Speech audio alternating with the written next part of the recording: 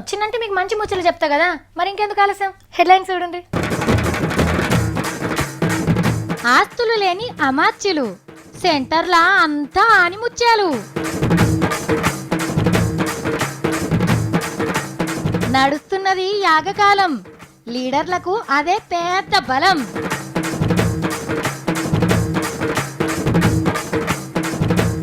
లైన్లు కట్టిండ్రు లోన్ల కోసం, వచ్చినోళ్ళు తినొచ్చు పాశం. సత్తి స్కూల్లో షేరిక్ అవుతాడట. సార్ నన్ను 10వ తరగతిలో షరీక్ చేపించుకుంటారా సార్? పుస్తకాలు కూడా తెచ్చుకున్నాయి. ఇంకా సుజాత తెచ్చిన ఓట్ల ముచ్చట్లు. తాత ఓటేసినవా? ఏది స్వెట్ ఎక్కడ వేసినావు? వేసినా అని చెప్పినావు. నా దగ్గర ఎంత వస్తుందో ఎరికైనా 10 చీరలు, వాటి మీదకి 10 బుట్టల జాకెట్లు, చెవులకు తులం కమ్మలు బుట్టాలు, ఇంట్లోనేమో 4 బగోన్లు, 2 గిన్నెలు, 2 గిలాసులు, 1 తపేలా. అవి దోమేందుకు బాసాల సబ్బు ఉన్నది, కొబ్బరి పీసు కూడా ఉన్నది. ఇంకా ఇంకా పాత చీరలతో కుట్టిన 2 బొంతలు, 2 మెత్తలు. ఇంకేమున్నాయబ్బా? అర్రే కాటుక డబ్బా, పౌడర్ డబ్బా, కోర్ల పెంటు, గంతే, ఇంకేం లేవు. మా సత్తిగానికైతే 4 లోడా సంగిలాగులు, గివి తప్ప పోరానికి ఏం లేవు. పాపం పోరడు నాకంటే పేదోడు, ఏమన్నా వెనకేసుకోవాలరా అంటే ఏ ఊకో అక్క, నాకు నా కడిపే పెద్ద ఆస్తి అంటాడు. మీరేంది గట్ల ముక్కు మీద వేలేసి అట్లనే చూస్తుండ్రు? ఏంది సావిత్రి, నువ్వు తీన్మార్ వార్తలు చదువుతావు, వచ్చిన జీతం ఏం చేస్తావు? నువ్వు బ్యాంకులో దాసుకోవా, బంగారం కొనుక్కోలేదా అని అడగబుద్ధి అవుతుంది కదా. ఇదేం దేశం రా నాయనా, పబ్లిక్ పేదోళ్ళే ఉండ్రు, ఏలేటోళ్ళు పేదోళ్ళే ఉన్నారు. సెంటర్ మంత్రుల పరిస్థితి బీడి బిచ్చం, కళ్ళు ఉద్దరలు ఎక్కువ ఉన్నది. మన పువ్వు గుర్తు ఎంకైసారి ఆస్తులన్నీ జల్లడబడితే 28 లక్షలే వెళ్ళినాయట. పాపం ఆంధ్ర పెద్ద మనిషికి ఉండ ఇల్లు లేదట, ఎక్కి తిరిగా కారే లేదట, ఇంటామె పేరు మీద కూడా పెద్దగా ఏం ఆమ్దాని లేదట. రాజావారు గాలి మోటార్ల మంత్రి అశోక్ గజపతిరాజు సార్ తానా పైకం లేదంటని బొంబాయి అంగల్లా పెట్టుబడి పెట్టిండట.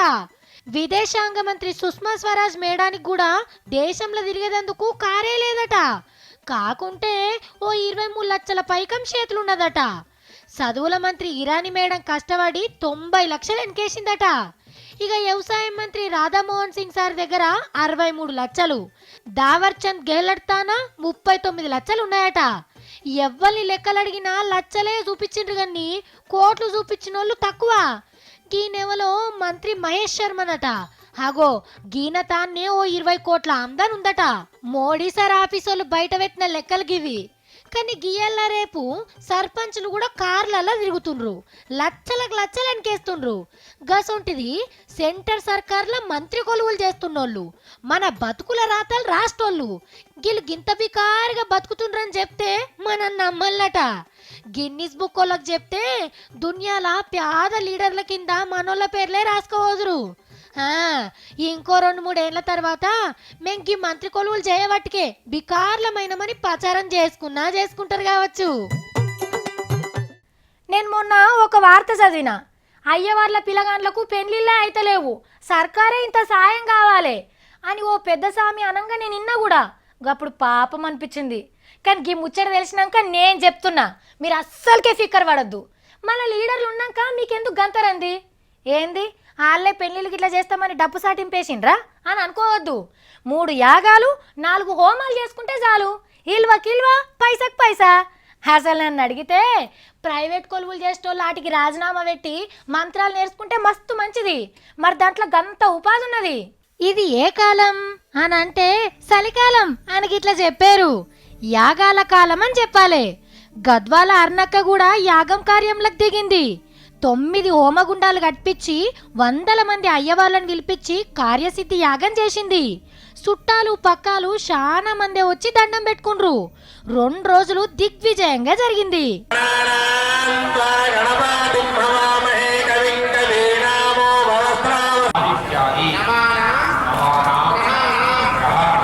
మరి షెయి గుర్తు అర్నక్క యాగం ఎందుకు చేసిందో తెలుసునా? గద్వాల జిల్లా కోసం. మహబూబ్ నగర్ నుంచి ఏర్పడేసి గద్వాలను సెపరేట్ గా జిల్లా చేయాలన్నట. సర్కారు మనసు మారి ఈ కార్యం జల్దిన జరగాలని కార్యసిద్ధి యాగం చేసిందన్నట్టు. మొన్ననే సీఎం సారు లోక కళ్యాణం కోసం అయుత చండీ యాగం చేస్తే ఇప్పుడు ఈ మేడం గద్వాల ప్రజల కోసం యాగం చేసింది. అంతకు మోదాలే కారు గుర్తు ఎమ్మెల్యే మంచిరెడ్డి కిషన్ రెడ్డి సార్ కూడా ఇబ్రహీంపట్నం పబ్లిక్ కోసం యాగం జరిపించిండు. ఇక మరి ఇప్పుడు అర్ణక్క యాగం గురించి తెలిసినాక ఇంకెంతమంది లీడర్లు యాగాలు చేస్తారో. అయ్యవార్లకైతే మస్తు గిరాకీ దొరికినట్టే. మీ ఆడోళ్ళకేందమ్మా రాజకీయంలో 33% రిజర్వేషన్లు, ఆర్టీసీలో ముంగటి సీట్లు, సినిమా టాకీస్ల కాడ జల్దిన మీకైతే టికెట్లు ఇస్తారు. మళ్ళా పార్వతి, దుర్గమ్మ, లచ్చిందేవి, గాయత్రి, పద్మావతి, పోషమ్మ, మైసమ్మ, మాంకాలమ్మ అని ఎక్కువ మంది ఆడదేవుళ్ళే ఉంటారు. అరే అంతెందుకు, నర్మదా, యమున, గంగా, కృష్ణమ్మ, గోదావరి నదుల పేర్లు కూడా ఆడోళ్ళయే ఉంటాయి. అంతా మీ రాజ్యమే అయిపోయింది అని అంటున్నారు కదా. ఏడున్నదుల్లా మా పెత్తనము, మీ మొగజాతి మమ్మల్ని ముంగట వడనిస్తుందా? ఇంకా గుడికి పోతామంటేనే వద్దంటున్నారు కానీ ఇంకా శనిదేవుని మోక్షం ఆడోళ్లకు ఎన్నటికి దొరుకుతుందో తెలియదు కానీ ఈ సమస్యను లీడర్లు అయితే చక్కగా వాడుకుంటుండ్రు. శనిదేవుని గుళ్ళకు ఓనియాలే అనే డిమాండ్కు జైగొట్టిండు మహారాష్ట్ర పైల్వాన్ శరద్ పవార్ సార్. దేవుళ్ళ తాన ఆడోళ్ళు మొగళ్ళని ఏరు చేసుడు మంచిది కాదని పలికిండు. గిసొంటి ఆచారాలు దేవుళ్ళు మెచ్చరని లేడీ భక్తులు మెచ్చే మాట మాట్లాడిండు. అయ్యా శరద్ పవార్ సారు, ఆ గుడి ఉన్నది మీ రాష్ట్రంలోనే సారు. నువ్వు ఇప్పుడు మాట్లాడుతున్నావు కానీ పవర్లు ఉన్నప్పుడు ఏం చేసినావు పవర్ సారు? సీఎం కొలువు చేసినావు, సెంటర్ మంత్రి కొలువు చేసిన పెద్ద మోతవరి లీడర్వి మహారాష్ట్రలా. ఇప్పటికైనా నువ్వే ముంగటపడి గా పర్మిషన్ ఏదో ఇప్పించే ఉపాయం చేయరాదు? మీ బిడ్డ సుప్రియ మేడంతోనే శనిదేవుని గుళ్ళే ఫస్ట్ పాదం మోపి, గప్పుడు శనిదేవునితోని సమానంగా నిన్ను కూడా కొలుసుకుంటారు ఆడోళ్ళు. ఈ పిల్ల సుజాత ఉన్నది కదా, నేను ఎలక్షన్ల మీద ముచ్చట్లేనా పోతా అని అంటుంది. ఏ సుజాత, నిన్ననే ఎలక్షన్స్ అయిపోయినాయి, మళ్ళీ ఏమున్నాయంటే నీకు తెలియదు సావిత్రి, ఇంకా మస్తు ముచ్చట్లు నేను అడగాలని పోయింది. ఏం ముచ్చట్లు చెప్తావో మరి చూద్దాం. సుజాత, నిన్న ఎలక్షన్లు అయినాయి కదా సావిత్రి, మరి ఎంతమంది వేసిండ్రు ఎంతమంది వేయలేదో అరుచుకుందామని వచ్చినా, దా చూద్దాం. అన్నా ఓటేసినవా? వేసినమ్మా. ఏది సువెట్టు? ఇదో. ఓ అమ్మా, నువ్వు వేసినావా ఓటు? వేయలేదు. ఎందుకు? నాకు ఇష్టం లేదు వేయడానికి. ఎందుకు ఇష్టం లేదు? అభ్యర్థులు నచ్చలేదు. అభ్యర్థులు నచ్చకపోతే ఓటు వేయకుంటుంటావా? అబ్బో, ఓటేయడానికి ఇది ఒక వంక చెప్పుకున్నావు. అభ్యర్థులు నచ్చలేదట నాయన. సార్ ఓటేసిండ్రా? ఏది చూపెట్టండి ఏలు. అబ్బా, కరెక్ట్గానే వేసిండ్రా నాయన. అన్న ఓటేసినావా? ఎక్కడ? సువెట్టు. ఓటేసినావా అన్న? ఎందుకు? ఖమ్మం. ఇక్కడనే ఉంటావా?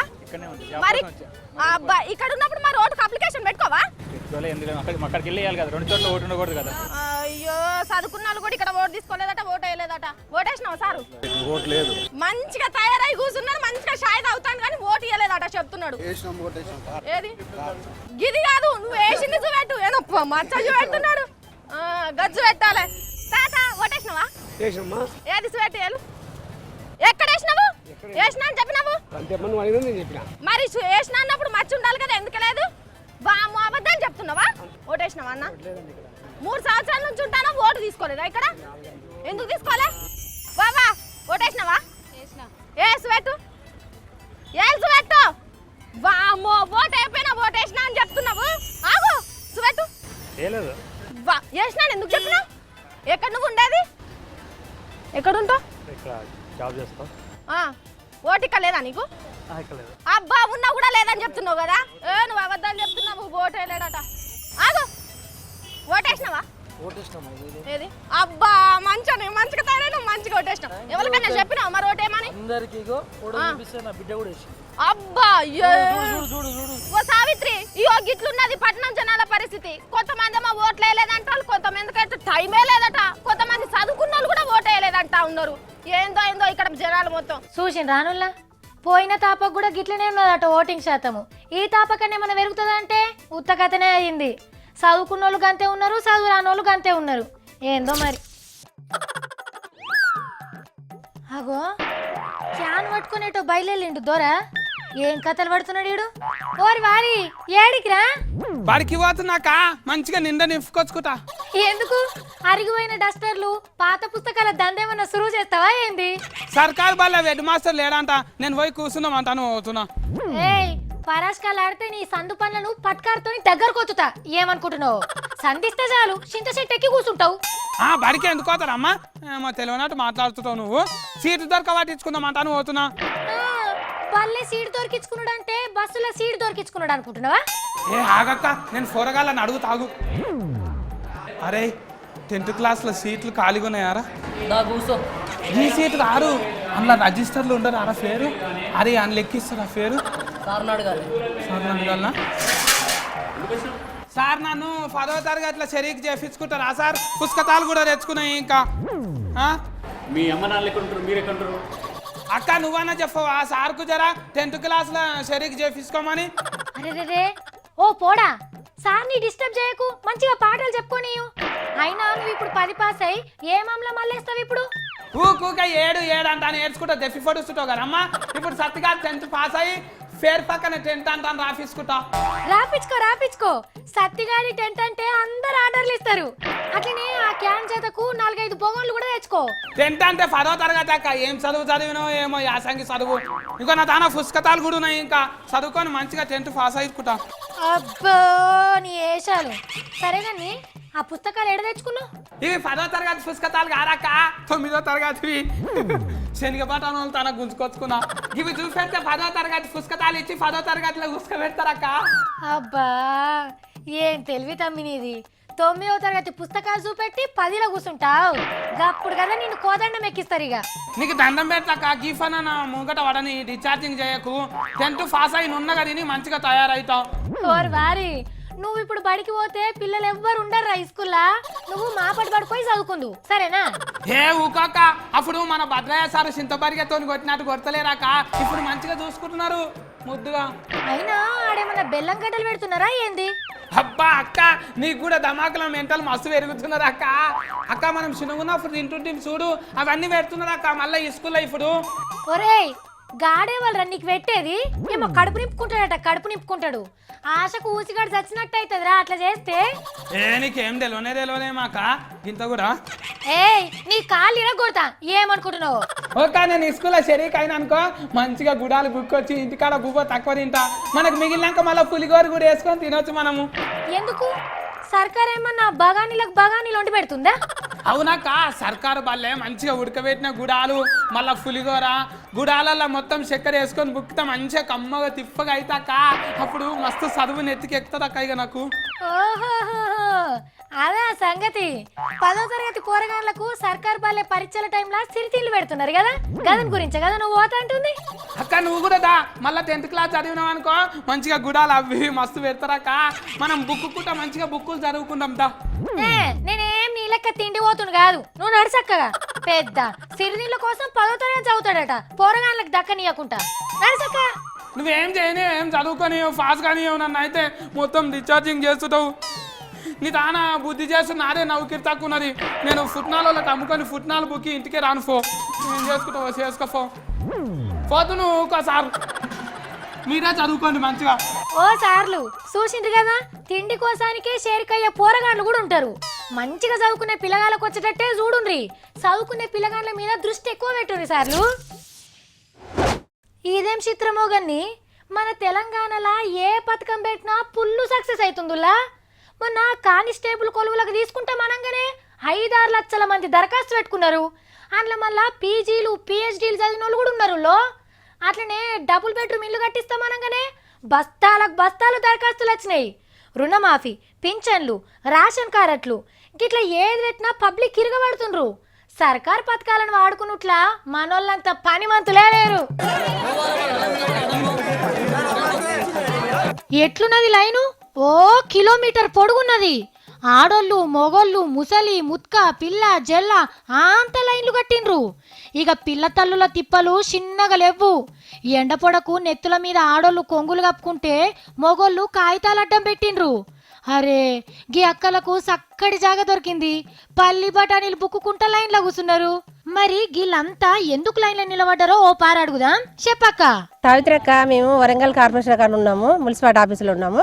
మీ లోన్ కోసం పెట్టుకుంటున్నాము, ఎంతో మంది ప్రజలు పెట్టుకుంటున్నారు. సావిత్రక్క, ఉపాధి కోసం మేము వచ్చాము, కానీ చాలా మంది ఉన్నారు.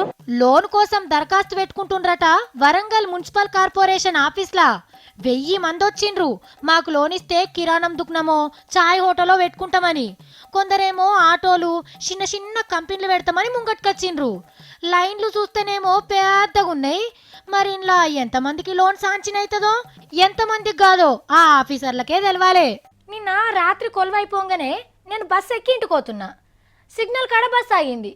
గప్పుడు ఎందుకో నా సూపు రోడ్డు పక్కకున్న చికెన్ ముక్కల దుకాణం మీద పడ్డది. ఎర్రగా ఎంత ముద్దుగున్నాయో, మంచిగా నిప్పుల మీద గాల్చి అమ్ముతున్నారు. జనాలు బాగంటే బాగున్నారు. అబ్బా ఒక్క నిమిషంకి బస్సు ఆపితే మంచిగుండు, నేను పోయి కొనుక్కొచ్చుకుందును అని అనిపించింది. ఇక ఇంకా జనంతా ముంగట్టుకోయినా గార్డెన్ అయితే గరం గరం బజ్జీలు దేవుతుండ్రు. నోట్లో నీళ్ళు ఊరినాయి. అబ్బా ఇట్లా తిండిని నడుచుకుంటేనే ఇంటికి పోయినా. పొద్దుగాల లేచి పేపర్ చూడంగానే ఇగో గీ వార్త వచ్చింది తిండి గురించి. అమ్మో గది చూసి నేను కొనందే నయమైంది అనుకున్నా. మెరిసేదల్లా బంగారం కాదు, రంగులు పూసిన తిండి పెయ్యికి మంచిది కాదు. ఎర్ర కారం పూసిన కోడిని రంగు డబ్బాల పెట్టి కాల్చుతుంటే నోట్లే నీళ్ళూరుడు ఖాయం. నాలుకే రుచి దేవులాడిందని ఉరకద్దు. కండ్లు మెరవనీకే రంగులు పూసి మంది నోట్లే పెడుతుర్రట. సూపులకు ముద్దుగుండాలే, చూడంగానే లటుక్కు నోట్లేసుకోవాలి అని అనిపిస్తందుకు చికెన్ ముక్కలకు అడ్డమైన రంగులు పూస్తుర్రట. తింటిరా అంటే రోగాలు తిని రోగాలు దాగినట్టు అవుతుంది. ఇక బజ్జీలు దేవేటోళ్ళు ఎర్రగా కందినట్టుండే నూనెలనే మల్లమల్ల దేవుతుర్రట. నూనె గసిల దేవిన బజ్జీలు తింటే పెయ్యిలకు రోగాలు వీల్చుకున్నట్టేనట. ఇక పండ్ల ముచ్చట్నైతే గప్పట్ల చెప్పినాం. జల్దిన మక్కేతందుకు అడ్డమైన మందులు వాడుతుర్రట. నూనెలు, నెయ్యిలు, పాలు, మసాలాలు, కారాలు ఇట్లా ఏ చూడబోయినా కల్తీ కల్తీ కల్తీ. ఒక్కటి కల్తీ లేని వస్తువు దొరికితే ఒట్టు. ఇక ఏం తింటారో ఏం తాగుతారో అంత మీ ఇష్టం గాని ఒక్కటికి 10 మాటల పరీక్షలు చేసినాక కడుపులేయ్యుర్రి. ఆస్తులు లేని అమాత్యులు, సెంటర్లా అంతా ఆనిముత్యాలు. నడుస్తున్నది యాగకాలం, లీడర్లకు అదే పెద్ద బలం.